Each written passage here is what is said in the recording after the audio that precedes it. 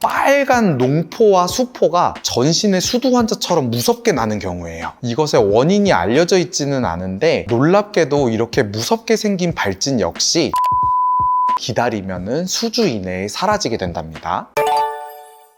안녕하세요. 표쌤의 친절한 진료실의 표진규 원장입니다. 제가 이 내용을 사실 할까 말까 고민을 좀 많이 했는데 신생아 아이를 태어나자마자 처음 소아과에 데리고 오셨을 때 꼭 물어보시는 게 있더라고요. 요 피부 괜찮나요? 하고 물어보시는 경우가 아주 많아요. 그래서 제가 준비를 했습니다. 갓 태어난 우리 아이의 피부 발진, 괜찮은지와 안 괜찮은지 구분법, 그리고 대처 방법입니다. 자, 바로 시작하겠습니다.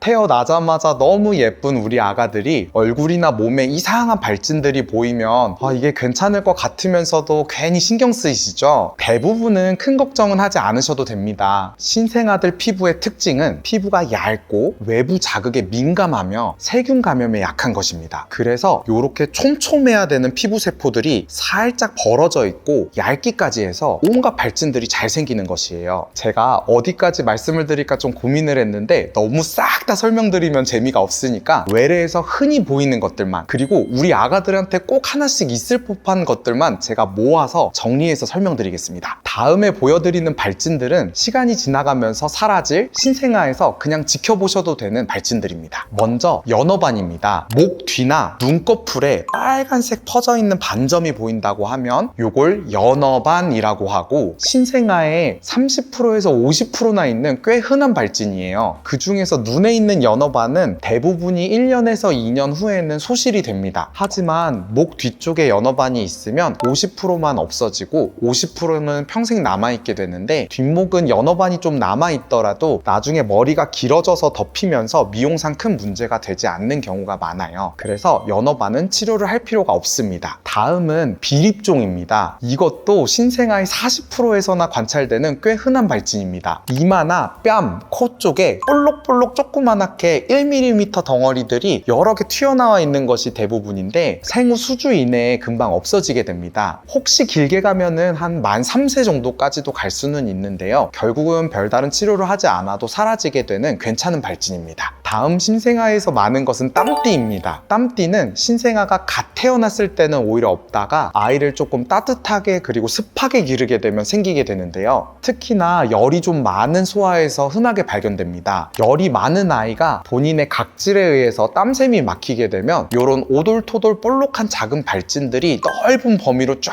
퍼져서 나게 되는 것입니다. 발진은 투명한 땀띠도 있고 붉은색 땀띠도 있어요. 이렇게 땀띠가 나는 아이들은 너무 싸매지 않고 시원한 환경으로 옮겨만 주시면 빠르게 사라지는 특징이 있습니다. 이런 땀띠 발진 역시 치료하지 말고 보습만 열심히 해주고 시원하게만 해주시면 되겠습니다. 다음은 좀 특이한 발진인데요. 신생아 독성 홍반이라고 하는, 아마 처음 듣는 분들도 많을 거예요. 그런데 은근히 신생아 피부로 진료 보러 오시는 가장 흔한 경우입니다. 신생아가 태어나고 수일 이내에 빨간 농포와 수포가 전신의 수두 환자처럼 무섭게 나는 경우예요. 이것의 원인이 알려져 있지는 않은데 놀랍게도 이렇게 무섭게 생긴 발진 역시 약을 안 바르고 기다리면은 수주 이내에 사라지게 된답니다. 자, 지금까지 보여드렸던 발진들이 우리 아이에게 있다면 먼저 안심하시고 집에서 좀 지켜보셔도 됩니다. 재밌게도 부모님들이 신생아를 데려오셨을 때 앞서 설명드린 발진들을 저한테 보여주시면서 우리 아이 아토피 피부염 아닌가요? 하고 물어보시는 경우가 정말 많아요. 아토피 피부염은 사실 가려운 피부염증이 수개월간 오래 지속되어야 진단될 수 있는 질병이라 신생아가 아토피 피부염일까봐 미리 걱정하실 필요는 없으세요. 대부분은 아토피 피부염이 아니고 신생아 때는 아토피 피부염 진단을 아예 내리지를 못해요. 그래서 발진이 너무 안 사라지고 만약에 4개월이 애가 넘었는데도 발진이 그대로다 그러면 그때는 정말 아토피가 있는지 고민을 하시고 병원에 와주시면 됩니다. 자세한 아토피 관련된 영상은 제가 이쪽에다 링크로 걸어 놓을 테니까 한번 쭉 보시면은 어떤 게 아토피 피부염인지 느낌이 좀 오실 거예요. 제가 앞서 보여드린 여러 가지 사진들처럼 신생아들은 얼굴과 몸통에 이런 온갖 신기한 발진들이 생길 수가 있는데 있는데 신생아들은 어른들과 다르게 일부러 발진에 약을 잘 안 쓰는 편이에요. 왜냐하면 자기 스스로가 이런 피부 발진을 가라앉히는 물질을 내보내는 걸 연습해야 하는 시기인데 약을 써서 이거를 도와줘 버리게 되면 아이가 혼자 스스로 피부를 가라앉히는 법을 잘 모르게 되어 버린답니다. 그래서 앞서 말씀드린 발진 중에서 땀띠 같은 경우도 사실 스테로이드 젤을 하루 이틀만 쓰면 금방 없애버릴 수가 있어요. 하지만 신생아 때는 스스로 가라앉히게를 기다려주는 편이에요. 잘못해서 약을 일찍 써버리면 약 없이는 피부를 잘 유지를 못하는 아이가 될 수가 있어요. 저 같은 경우는 연령은 보통 한 4개월 정도를 기준으로 잡는데 여러 앞선 발진들이 악화 호전을 반복하다가 4개월 때까지도 스스로 가라앉히지를 못한다고 하면 제대로 약을 써가지고 도와주기 시작합니다. 하지만 그 전까지는 가능하면은 연고나 약을 쓰지 않고 지켜보는 편이에요. 대부분의 신생아 아가들은 이렇게 지켜보기만 해도 보통 다 좋아집니다. 그런데 꼭 치료가 필요한 발진들도 물론 있어요. 여러 가지 발진들 중에서 상대적으로 흔하고 신생아기에 꼭 치료가 좀 필요할 수 있는 대표 발진들만 제가 알아볼게요. 먼저 딸기 혈관종입니다. 딸기 혈관종은 이름처럼 새빨간 딸기색의 덩어리인데요. 크기는 아이들마다 천차만별이에요. 몸에 어디든지 생길 수가 있고 출생 시부터 있다가 1년 정도까지는 점점 커지고 그 이후에는 서서히 사라지게 됩니다. 문제는 딸기 혈관종이 사라진 후에도 어두운 반흔이 좀 남을 수가 있어요. 그래서 신생아 시기에 딸기 혈관종이 있다고 하면 먹는 약이나 아니면 바르는 연고 혹은 레이저 치료까지도 필요할 수가 있으니 병원에 한번 방문을 해서 상담을 받아보시는 것이 좋습니다. 다음은 지루피부염입니다. 머리에 보통 노랗게 생선 비늘처럼 생기는 피부염입니다. 보통은 한번 지루피부염이 생기면 돌 때까지 악화와 호전을 반복하는 경우가 많습니다. 지루피부염은 또 아토피 피부염이랑 같이 있는 경우가 많아서 지루피부염이 심하다면 아토피가 있는지도 면밀히 좀 관찰해 봐야 됩니다. 요런 지루피부염이 있을 때 보통 밭으로 머리를 이렇게 감기실 때 빡빡 문지르는 게 아니라 부드럽게 그것도 다른 애들보다 오랫동안 감아주셔서 부드럽게 발진이 탈락할 수 있게 감아주시는 게 좋아요. 그리고 머리를 감긴 후에 두피에 보습제를 좀 잠시 써주시는 것도 좋은데 이것저것 해봐도 지루피부염이 계속 심하다 그러면 병원에 오셔서 스테로이드제나 항진균제 같은 거를 처방받아서 사용해 보실 수 있습니다. 다음은 기저귀 발진인데요. 기저귀 발진은 기저귀를 차는 아기들은 한 번씩은 경험해보는 발진입니다. 소변과 대변의 지속적인 접촉과 자극 그리고 공기와 통하지 않는 그 습한 환경들이 원인이 되고요. 치료는 사실 깨끗하게 해주고 자주 기저귀를 갈아주시고 자주 씻어주시는 게 가장 중요합니다. 잘 씻어주시는데도 이게 기저귀 발진이 계속 심하면 기저귀 파우더 같은 거를 사용을 해보고 그것도 안 된다면 비판텐이나 리도맥스 같은 약을 단기간으로 사용해 볼 수 있습니다.